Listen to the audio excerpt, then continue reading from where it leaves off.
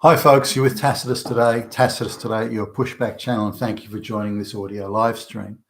In this essay, I'd like to talk about the number of current affairs shows, radio talk shows, online commentary from the globalist controlled media that it accepts there's a cost of living increase in the West. It accepts that people are hurting. They try and dress it up as a social issue that the cost of living increases are really only affecting Black lesbian single mothers, for example. So they're trying to paint it in racial and oppressed class terms rather than that everybody's suffering, or anybody that is outside of, say, the top 2% of income earners. But the reality is that nearly all the people that are commenting, and certainly government representatives and quangos and NGOs, they've all got sort of long-term, secure, tenured type jobs, academics, and on decent enough income, so they don't really have to worry about tomorrow, and they're not subject to the forces, if you like, of an economy in which prices change and only change one way and change much faster than incomes do. So it's almost as if they're operating to the exact same script, because everything I listen to, everything I see about these cost of living increases asserts the same thing, that one, it's perfectly natural.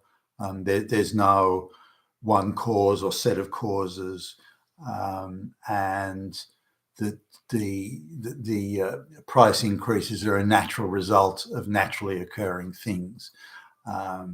Now, there's nothing really that can be done to stop the price rises or to reduce them. That's not one of these commentators says, well, here's the cause, and if we remove that cause, then the prices will fall. There's no commentary along those lines at all. It's all that these price rises are here to stay. They're natural. Nothing we can do about it. The only thing that can be done is if the government throws incredible large amounts of taxpayer money at it. That is the only solution. There is no other solution. And that's kind of interesting that they all stay so tightly on script on this, and that every academic, NGO, commentator, it's directly staying on script. So, but what are the causes of cost of living increase? So let's just look at a few. Now, over the last 10 years, the average price of increase in, say, electricity is 500. That is, let me repeat that, 500% over the last 10 years, the increased cost of electricity. Now, let's suppose that you're an average household and you spend, depending on whose numbers you look at, between $2,500 and $3,000 a year on electricity for your house today. This is at today's. Now, you look at the reduction. So that's, say, $600 a year you'd have paid 10 years ago. So now, if you calculate just simply the rate of inflation over that time, then the electricity price wouldn't be quite double. So it wouldn't be any. So a family would be saving $2,400 or $2,000 a year just in electricity. It's just that. Then, if you look at the price of rents now, a rental property that 10 years ago was advertising rent for $350 a week. That same property today is advertising the rent for $750 a week. So the rents have more than doubled. In fact, that's less than 10 years, but 8 years.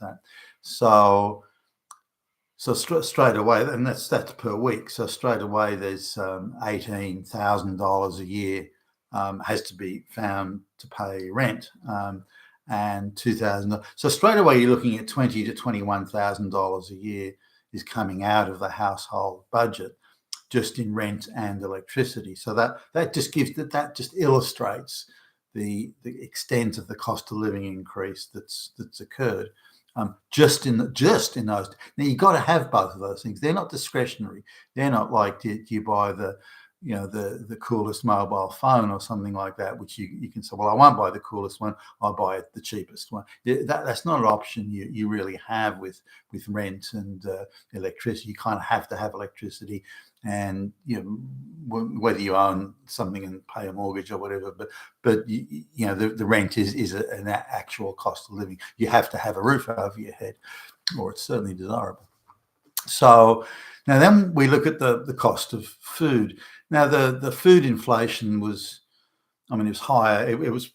Food inflation was going faster or higher than the wages were increasing, but by not a massive amount, and it was kind of sustainable, I guess. The choice of cuts, like the better cuts of meat, they were a lot of price inflation there.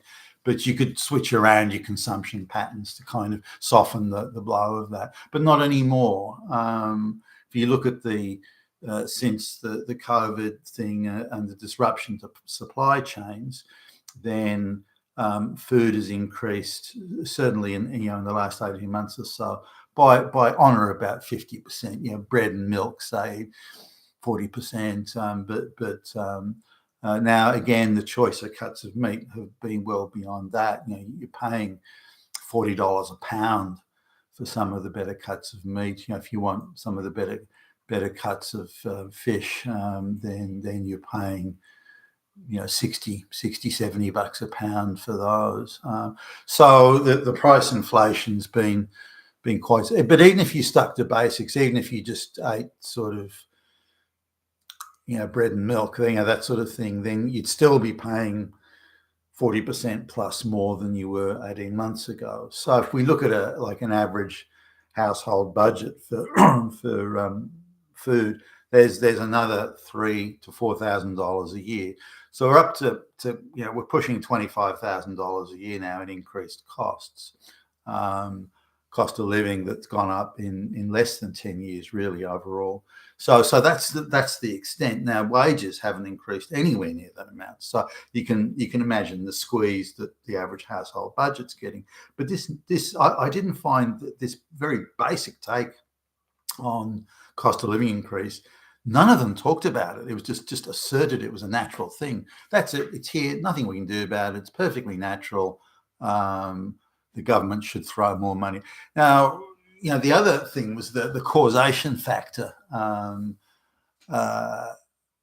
are the rents and so on so much higher? Well, there's two reasons. One is mass migration that the people of the West never agreed to, never voted for, were never asked to approve. There was no referendum or anything like that. It was just imposed upon them without their consent in an alleged or supposed democracy.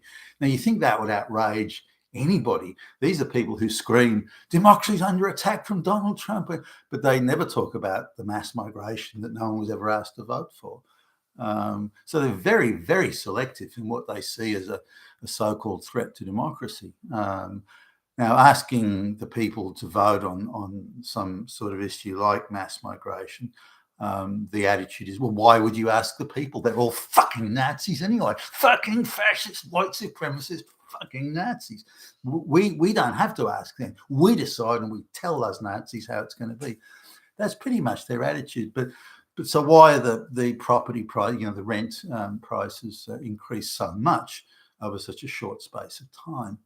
Now, mass migration is obviously one thing. There are many more people in Australia or in the West generally, but talking about Australia in this instance, many more people here, and there's more people coming in that are properties being developed. Not the property development hasn't been going at a feverish pace. It has, but it's not keeping up with the masses of the mass migration. I mean, just in Australia, a country with like 26 million people, over 400,000 migrants came in last year. 400,000 for fuck's sake. Now, the next thing, and just as important, by the way, because often these third world migrants, they'll live, 15, 16, 20 people to a 2-bedroom apartment. So their impact, it's not like each single person has another house or rents another apartment or something like that. They're usually staying in large number, which is how it would have been in the third world country that they came from. So because of that, the direct impact isn't as great as one person equals one property for rent. But the second thing that's just as important, and maybe even slightly more important, is the amount of property, Australian property, particularly in the big cities like Sydney, that gets bought up by offshore investors. So all these Communist Party generals who make gazillions of dollars without lifting a finger. They're not having to work hard for their money, just political connections and monopolies and cartels and so on. So that they've got vast sums of money, just rivers of money pouring into their pockets. And they want to invest that internationally. And so they come to a place like Australia, and just one Communist Party general can buy 400 fucking properties. So even in some of the wealthiest suburbs in Australia, you'll find one Communist Party general owns 30 plus properties. I mean, fuck.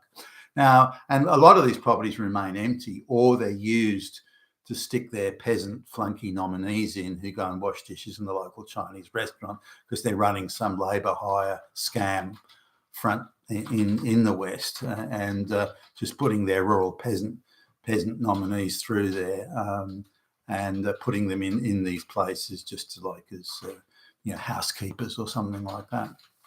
So vast, but the rich Brahmin Indians and so on. The list goes on. Russian oligarchs and buying up sways of property. Now you don't need to. I mean, you only need to buy.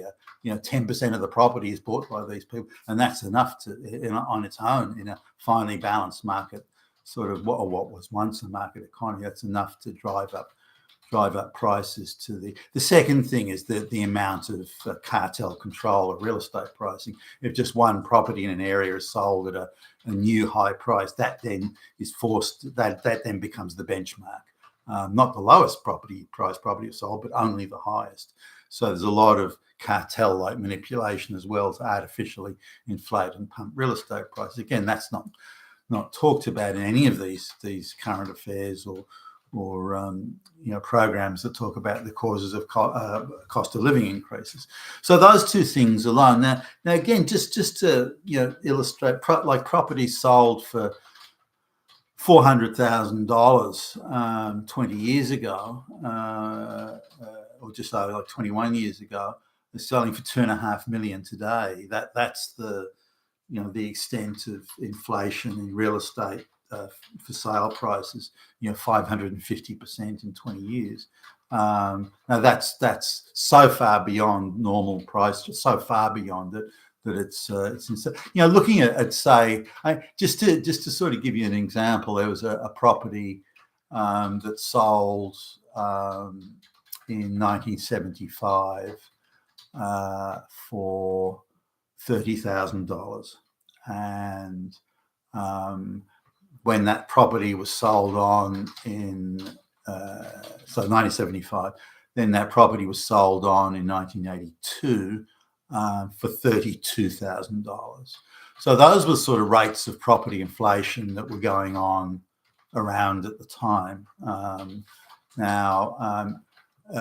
Compare that well, that's only 7 years, but nonetheless, compare that to today when you're seeing instead of a 10% rise over 7 years, you're seeing a 250% rise over 7 years. So it'll give you an idea, just illustrate the extent of the runaway price increases in real estate, which of course purchasing real estate, paying rent and so on all feeds in, that's occurring now because of the mass migration and the mass offshore buying. There's a lot of countries where offshore buyers and even local nominees of offshore buyers can't buy property. You just plain can't do it. Or you're only allowed to own 50% of it, or you're not allowed to sell it for more than you bought it for, and things like that. Now, I think a huge opportunity is lost by the government in Australia you could charge transaction duties and fees and costs and so on, many 10 times what a local person would pay. And these offshore buyers don't give a shit. They're just money laundering. It's nothing to do with the idea of a house is a place that you buy to live in and raise your family and that sort of stuff. These people are just real estate flipping on a grand, massive scale, a multi-billion upon billion-dollar scale.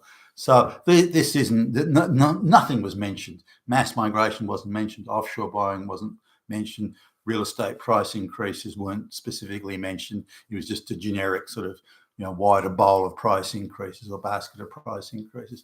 The other thing, of course, is the climate change, lies and cheating and deceptions and misrepresentations around the climate change stuff that is causing these huge increases in electricity.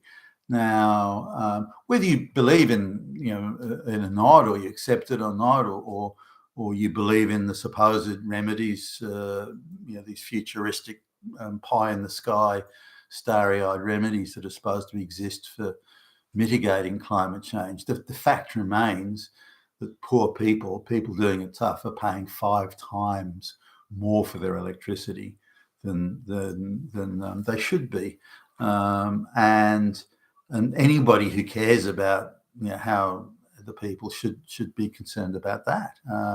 And you should, look at these people, they're suffering, so we're trying to do a good thing here, but we're causing a lot of harm over there. So clearly we can't keep on doing this if we're causing that much harm. Now, collateral damage, don't give a flying fuck.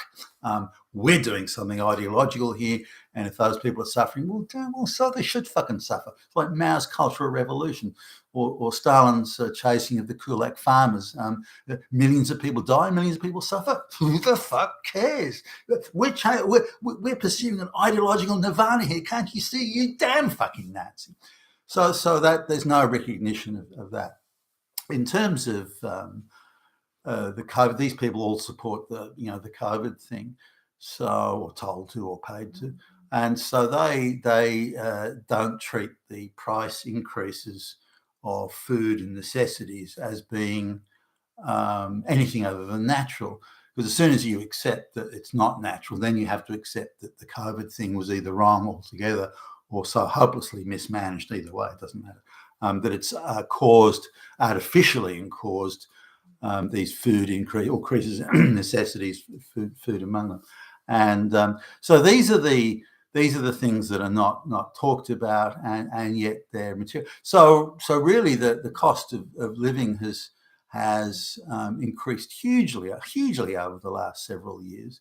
And it's all as a result of globalist policies, a direct result of globalist policies. But obviously the globalist control media won't discuss that or talk about it or pursue a line of discussion or questioning that would lead listeners or viewers to that conclusion. So what's their answer? Well, we have to accept it's natural. And so just in a number of particularly the super pro-globalist things, is that what they just say is, well, the government has to build a lot of housing. If the government gets out and builds gazillions of houses, then the problem will go away. So it's the government's fault for not doing it.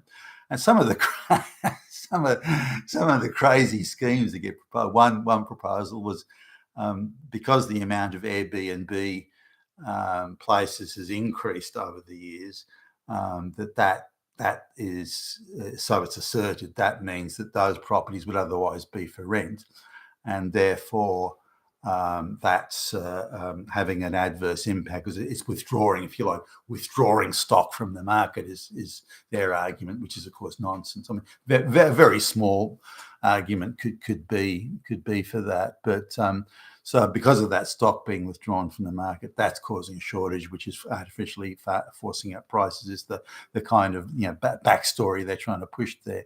But their answer is to get the government to pay anyone who's got an Airbnb property, pay them serious money to put it back onto the rental market. So just merely saying you have an Airbnb room, the government will pay you $1,000 a month to put it back on the market for rent. On top of this, the government's going to splurge vast amounts of money. Now, they go back to a time when, after World War II, when the returning servicemen, were being demobilised in large numbers. And there was a lot of concern right across the West, and no less in Australia, where you've got a lot of trained killers suddenly coming back into society, and you don't want them sitting around with nothing to do or feeling hard done by. So what you want to do is you want to get them, married, procreating, and in a house as quickly as you can, and working at a job. That's what you want. That's going to be, which is, that's a fairly sensible approach. Maybe getting them back to trade school or college or something like that.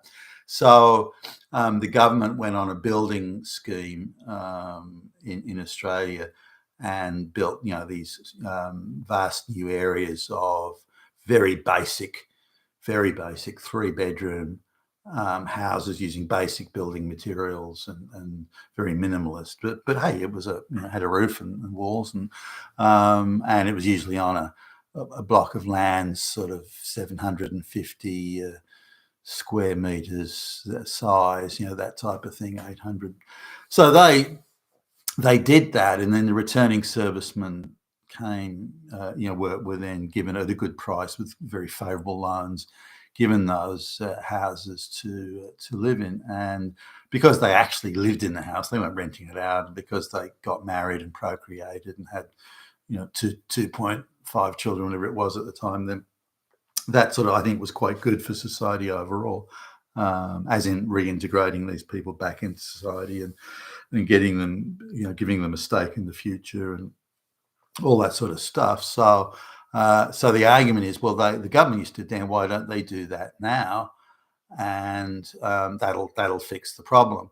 Now, I sort of see the point, but that was in the 1940s, and the land was Crown land, so it was effectively free for the government. And again, there was the same house, that basic, very basic 3-bedroom weatherboard. There's no bricks or anything; it was all weatherboard, so it's quite a different sort of setup then to how it will be done now.